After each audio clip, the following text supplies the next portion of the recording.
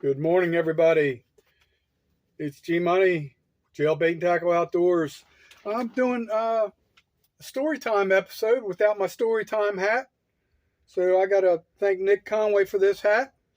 I'm about to go in, start my busy workday at a temporary job. Anyway, so I want to give you a story time. It is episode 77, I do believe. This one's going to be, it's funny, all three of these stories, this is going to be a story time trifecta. All right, when I worked in Maryland, I was an assistant manager of a big arts and crafts retailer called MJ Designs. The owner of MJ Designs was a guy named Mike Dupy. He and his father had founded Michael's Arts and Crafts. So our chain of stores was approximately 60 stores at that time. So this is like I said, it's going to be a trifecta today. It's a little bonus story times. All three of these stories are not really long, but combined together it'll be a little bit of a longer story time.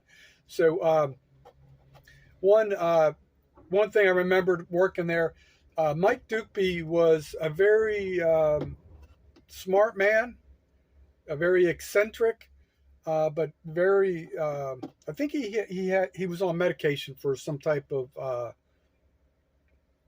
slight mental health issues, or to keep him stable, if that's a polite way of saying it.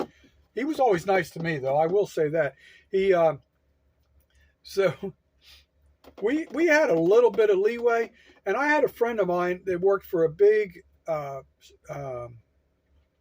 ceramic company in Baltimore, and when I worked at this MJ Designs, it was right near Columbia, Maryland. It was right on the borderline. So, as a test, I had some. For some reason, smiley faces was a real big thing back in the day. So this was probably sometime in the 90s. I forget when it was exactly, but we ordered some mugs to test out at the store level. Ordered them from my friend Mike, who worked at this glassware company. I forget how many we got. We didn't start with a ton, maybe 36 or 48, whatever it was.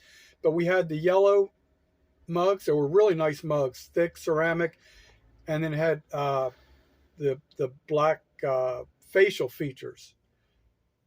The eyes and the mouth and everything, your typical thing. And then we had they were yellow with the black, and then there was we had the black with the yellow, the reverse, like the mirror image of it, whatever. So that guy Mike Dupy comes in one day, and he's doing he's walking around with management looking at, and then he gets to that, and he freezes. He's like, "What? Who got this? Where'd you get this?" And so the manager says, "Well, we're testing this. Gary brought this product in," and right there on the spot, without hesitation, he ordered some like ridiculous amount. It was like, he says, "I like that." He goes, "We can do a lot with this.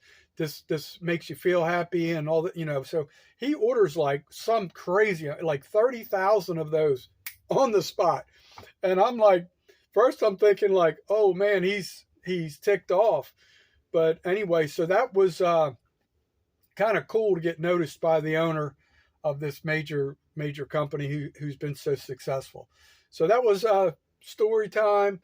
We'll call that part A. Now we're going to go to part B. Mind you, that this is a big arts and crafts company, really big store, and closer to like Halloween and stuff like that, there was all kinds of decorations people would do, get real creative and stuff like that. So we had these, they're like 30, I think they were roughly around 30 inches long. They're called, they were like wooden ammo crates. So I forget what we were selling them for, but people would like paint them black and then put like a skeleton in there, like one of those plastic skeletons, and put the cobwebs all over it and stuff like that. So we did really well with those, and we would get pallets and pallets and pallets of those things. So this this one particular day, we're receiving a tractor trailer full of these wooden uh, ammo crates, and it's not the ammo boxes, but they're like the long crates. I'm trying to make myself clear here so we don't get confused.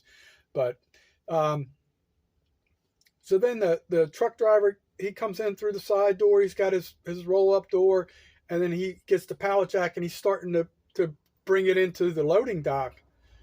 And these were shipped from, I think they were somewhere in Arizona, where there's a lot of deserts and stuff like that. All of a sudden, you see all these scorpions were crawling out of these ammo crates.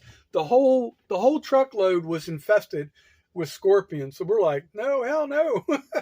You got to take this back. We can't accept any of this. You know, it was just crazy. So that was just really weird because I never thought I'd see an actual scorpion, you know, being, you know, a Yankee from the north. And there they were, just dropping right out of these wooden ammo crates. So this last part, so that was Storytime episode 77, part B. Now we're going to go to a different story, same retailer.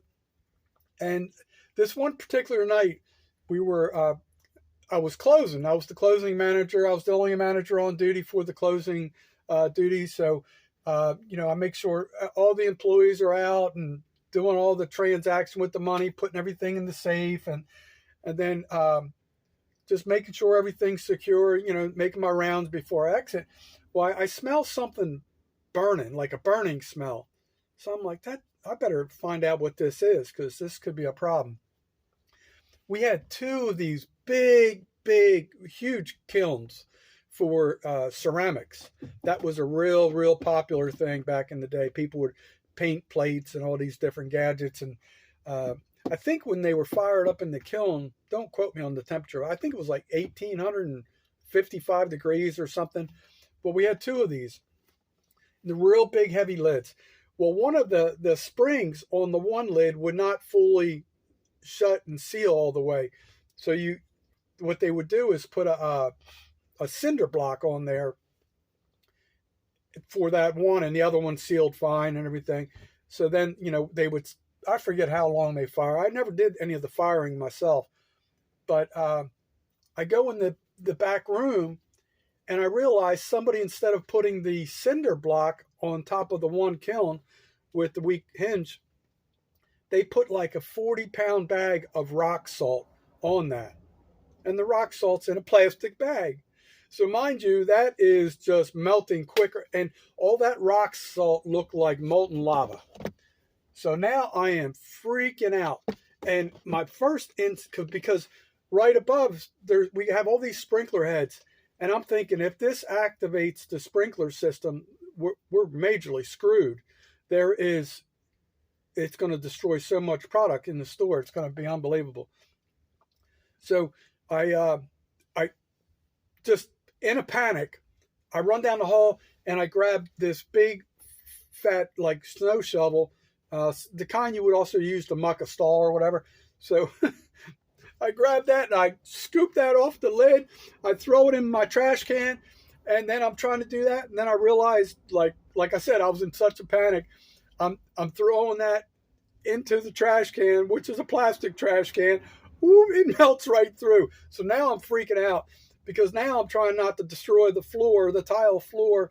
So I run down the hall. Now I get one of these big tin trash cans, aluminum trash cans, whatever they're made of. So now I'm scooping everything off the floor, off the kiln. I'm just running around like a madman and trying to make sure, you know, the building doesn't burn down, the fire department doesn't come out and everything.